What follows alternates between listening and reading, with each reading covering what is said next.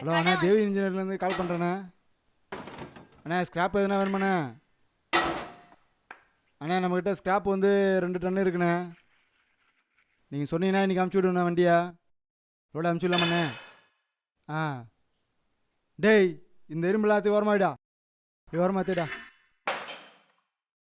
ஆ அண்ணா ஒரு நிமிஷம் இருங்கண்ணா.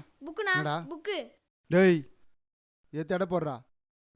இந்தா போடு. அண்ணா சொல்லுங்கண்ணே. அண்ணா வண்டி ஈவினிங் அமுச்சு விட்றேண்ணே. வந்துடுண்ணே கரெக்டாக. வச்சுட்டுமாண்ணே?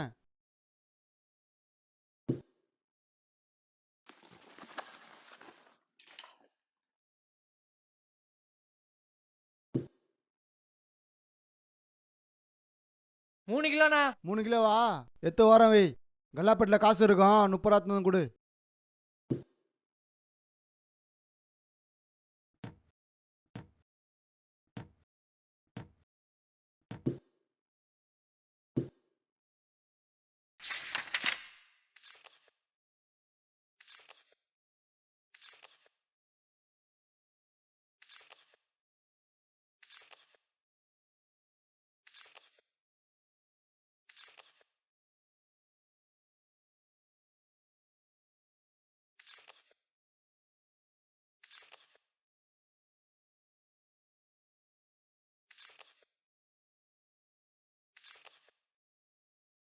என்ன அப்படிடா தம்பி?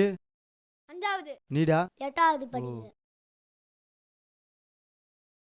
என்னடா படிக்கிற அந்த புக்கில்? படிக்க வேண்டிய வயசில் படிக்காம தானே இவங்க வந்து குப்பை கொட்டின்னு இருக்கா? புக்கை தூக்கி போட்டு வேலையை பாடுறா.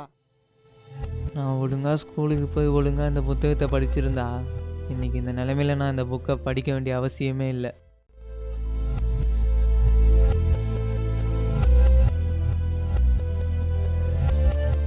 கடந்து செல்.